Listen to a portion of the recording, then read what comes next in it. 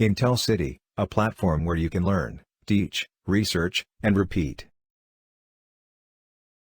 अगर हमें किसी भी सिस्टम का फ्रीक्वेंसी रिस्पांस देखना हो तो वो मैटलैब में हम कैसे देखेंगे ये हम आज की वीडियो में देखेंगे।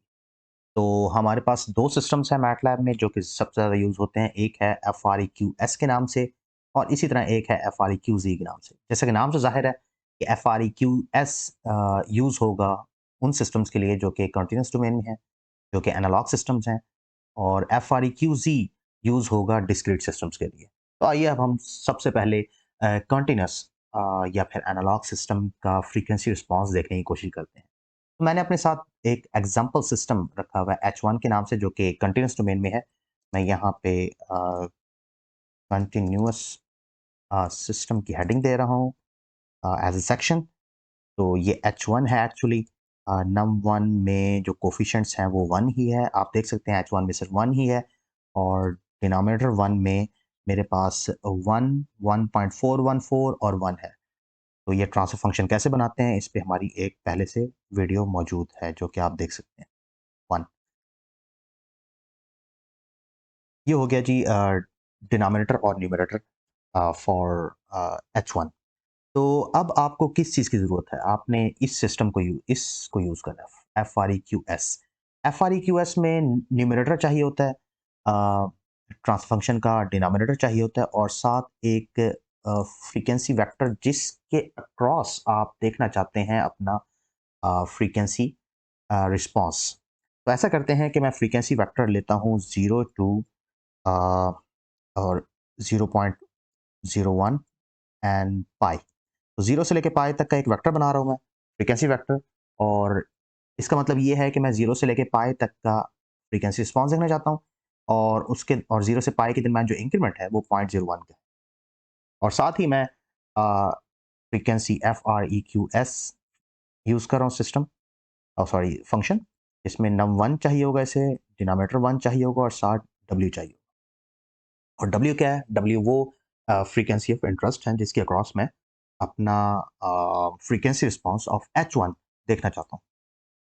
तो ऐसे है कि H जब आप कैलकुलेट करेंगे, यहाँ से मैं इसे रन करता हूँ तो H आप देखिएगा कि H क्योंकि फ्रीक्वेंसी रिस्पांस का एक वेरिएबल है तो इसमें कम्प्लेक्स डबल आ जाएंगे।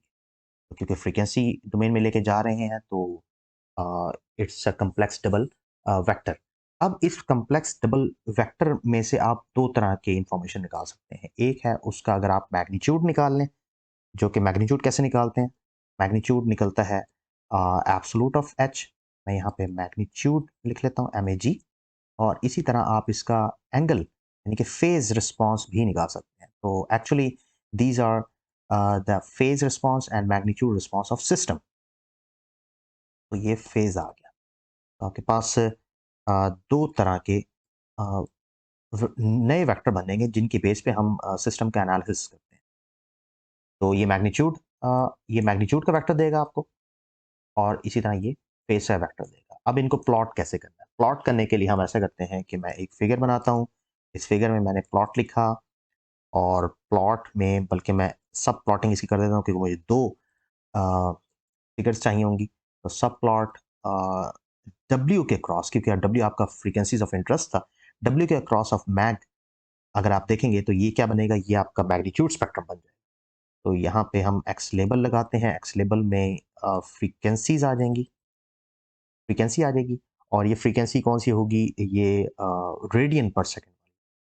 और इसी तरह वाई लेबल में हम मैग्नीट्यूड लगा रहे हैं, मैग्नीट्यूड। और इसी तरह इसका टाइटल लगा लेते हैं, इट्स मैग्नीट्यूड स्पेक्ट्रम,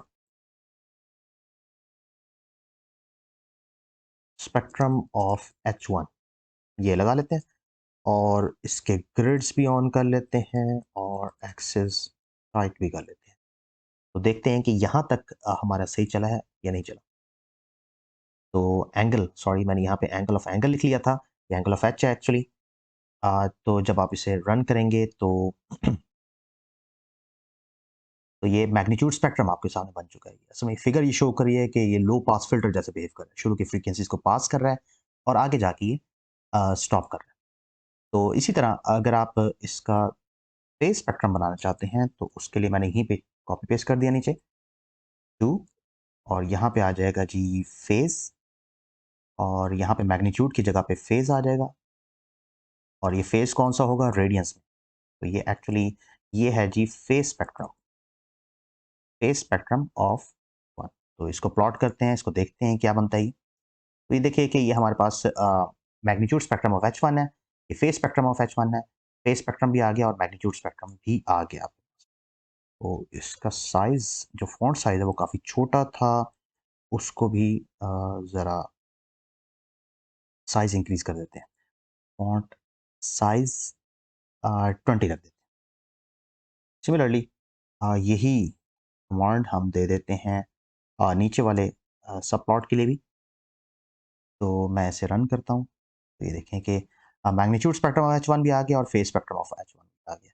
तो ये जो फ्रीक्वेंसी आपको नज़र आ रही है, ये क्योंकि 0 से लेके पाई तक थी, मतलब रेडियन पर सेकंड में इस वक़्त चल रहे हैं हम अब। तो अगर आप ये चाहते हैं कि ये फ्रीक्वेंसी एक्सिस जो है वो नॉर्मलाइज़्ड हो जाए, तो उसका भी तरीका बड़ा आसान है कि आप जो W है जब आप W यहाँ पे करने लगेंगे, तो वो मैक्सिमम ऑफ W से डिवाइड अगर कर दें, तो ये आपका जो फ्रीक्वेंसी एक्सिस है, ये नॉर्मलाइज़्ड हो जाएगी। ये नॉर्मलाइज़्ड हो जाएगी। ये हो गई जी नॉर्मलाइज़्ड। तो अगर आप फ्रीक्वेंसी एक्सिस को नॉर्मलाइज़ करना चाहते हैं, मतलब 0 टू 1 करना चाहते हैं, उस केस में आप इस तरह का काम भी कर सकते हैं। तो ये नॉर्मलाइज़्ड हो गया। तो मैं इस नॉर्मलाइज़ेशन को अभी फ़िलहाल ख़त्म कर देता हूँ। ये जस्ट आपको दिखाना था कि हम नॉर्मलाइज़ेशन कैसे करते हैं। दूसरा ये है कि अगर आप मैग्नीट्यूड रिस्पॉन्स को डीबी में देखना चाहते हैं, तो डीबी में देखने के लिए आपको अपने मैग्नीट्यूड रिस्पॉन्स को 20 लॉग 10 से अ, मतलब लॉग 10 लेने के बाद उसको 20 से मल्टीप्लाई करना पड़ेगा। तो ये आपको मैग्नीट्यूड रिस्पॉन्स डीबी में रिटर्न करेगा। तो चलिए देखते हैं कि ये इसका डीबी वर्ज़न क्या आता है। तो ये देखेंगे इसका मैग्नीट्यूड रिस्पॉन्स इन डीबी आ चुका है। और सिमिलरली ये अभी जो फेज़ रिस्पॉन्स आपको मिल रहा है वो रेडियन में है। अगर आप ये चाहते हैं कि डिग्री में आ जाए, तो आप इसको मल्टीप्लाई करेंगे 180 डिवाइड बाय पाई के साथ। तो ये आपको डिग्रीज़ में भी दे देगा। तो फेज़ रिस्पॉन्स में फेज़ जो अगर आप डिग्रीज़ में चाहते हैं, तो वो आपको ऐसे भी मिल सकता है। तो इसके बाद ये जो है ना, ये डिग्रीज़ में आ जाएगा। तो ये था कि हम कैसे कैलकुलेट करते हैं frequency response of of a continuous system. इसके अलावा अगर आप ये सब कुछ नहीं करना चाहते, तो सिर्फ़ और सिर्फ़ अगर आप ये लिखें कि मैं अगर FREQS लिखता हूँ, साथ नम लिखता हूँ, num1 और डिनोमिनेटर 1 और साथ मैं W दे देता हूँ। अगर मैं इसके आउटपुट आर्गुमेंट्स कोई भी ना लिखूँ, तब भी ये मुझे कुछ ना कुछ तब भी ये मुझे डिफ़ॉल्ट पे प्लॉट करके दे देते हैं। ये देखें। लेकिन इस डिफ़ॉल्ट प्लॉट में आप देख रहे हैं कि जो एक्स एक्सिस है वो लॉगरिथमिक स्पेस में चला गया, लॉगरिथमिक स्पेस में है और जो वाई एक्सिस है वो यहाँ पर डीबी में है ऑलरेडी। तो इस तरीके से आप भी कर सकते हैं प्लॉट। तो ये है डिफ़ॉल्ट वे जिसमें आप आर्गुमेंट्स अगर आउटपुट आर्गुमेंट्स अगर नहीं रखते, तो ये आपको प्लॉट कर देता है। लेकिन अगर आप कस्टमाइज़ेशन करना चाहते हैं प्लॉट्स में, तो आपको ये वही करना पड़ेगा जैसे मैंने अभी किया है। दूसरा ये कि अब ऐसा करते हैं कि अ, दूसरा सिस्टम जो कि डिस्क्रीट सिस्टम H2, तो मेरा H2 है, उसको देखते हैं। इसका भी हम न्यूमरेटर और डिनोमिनेटर बनाते हैं। न्यूमरेटर में अगर देखा जाए, तो यहाँ पे क्या कौन से हैं 1, 3 और 6 और इसी तरह जो डिनोमिनेटर है उसमें भी जो एलिमेंट्स हैं वो है 0, 0.4, 0.4 और 6। तो ये हो गया जी नम और डिनम फॉर H2।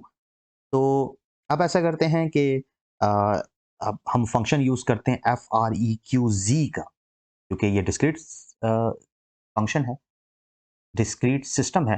तो उसके लिए अब हम ऐसे करते हैं कि FREQZ का फंक्शन यूज़ करते हैं। मैं ज़रा यहाँ पे FREQZ का फंक्शन जिसको रिक्वायर होता है न्यूमरेटर सिस्टम का, डिनोमिनेटर सिस्टम का, साथ ये कि कितने पॉइंट्स का आप फ्रीक्वेंसी रिस्पॉन्स देखना चाहते हैं।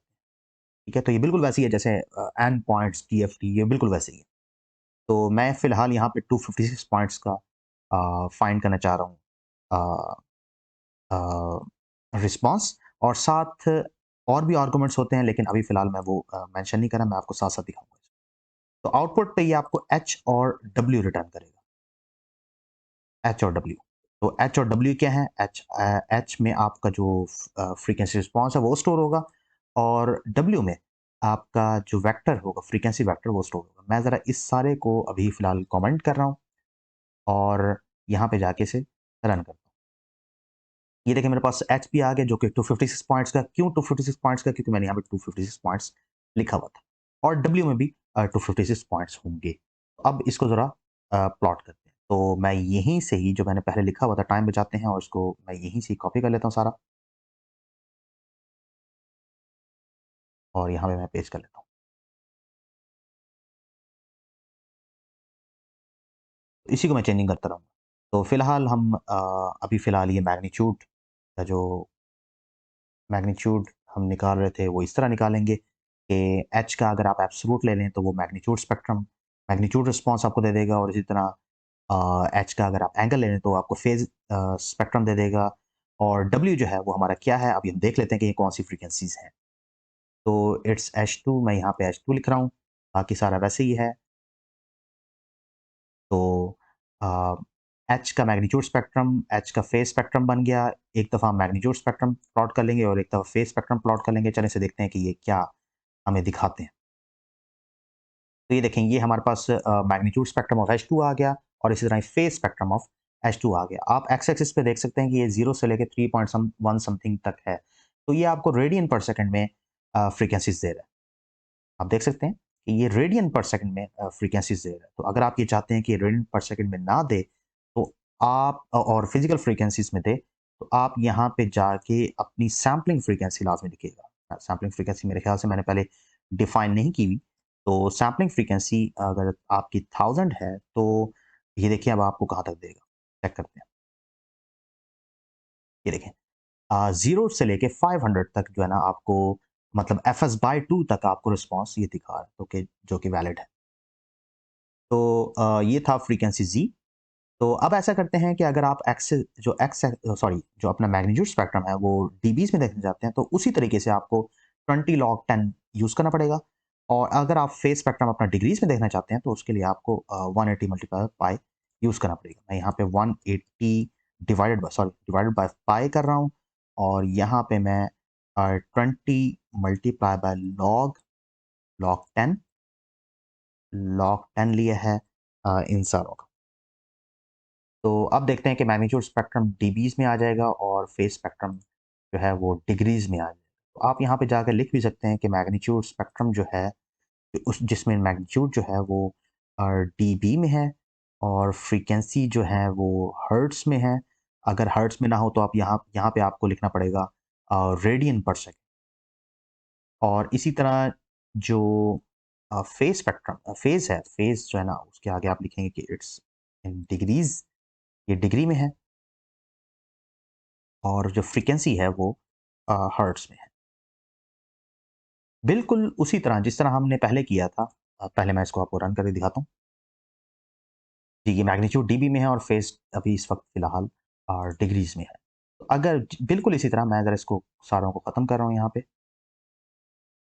जी, तो अगर आप जस्ट यही कमांड देते हैं विदाउट आउटपुट आर्गुमेंट्स, तो ये आपको क्या देगा, चलें चेक करते हैं। जिस तरह हमने फ्रीक्वेंसी एस को देखा था, इसी तरह हम इसे भी देख रहे हैं। तो ये भी आपको कुछ ना कुछ प्लॉट करके देगा। वो क्या प्लॉट करके देगा देखते हैं।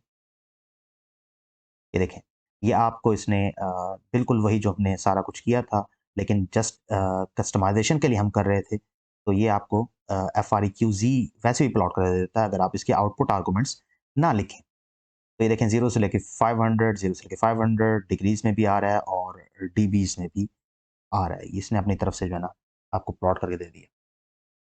तो अगर आप फ्रीक्वेंसी रिस्पॉन्स चेक करना चाहते हैं मैटलैब में अपने सिस्टम का, तो आप इस तरीके से चेक कर सकते हैं। तो अगर आपको ये वीडियो पसंद आई हो तो इसको लाज़मी लाइक कीजिएगा और चैनल को लाज़मी सब्सक्राइब कीजिएगा। Thank you.